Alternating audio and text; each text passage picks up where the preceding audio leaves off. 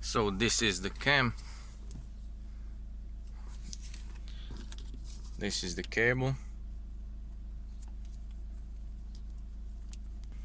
I connected the cable, but as I said in the previous emails to you, there is no multimedia device on this car and I don't have anywhere to plug this, so this cam does not work as a standalone device. As I mentioned in the previous mails, numerous mails to you, this device does not work without any multimedia device, does not connect to a phone without multimedia device, so this device is useless to me. If you stated this in your ad on eBay, I wouldn't buy this device.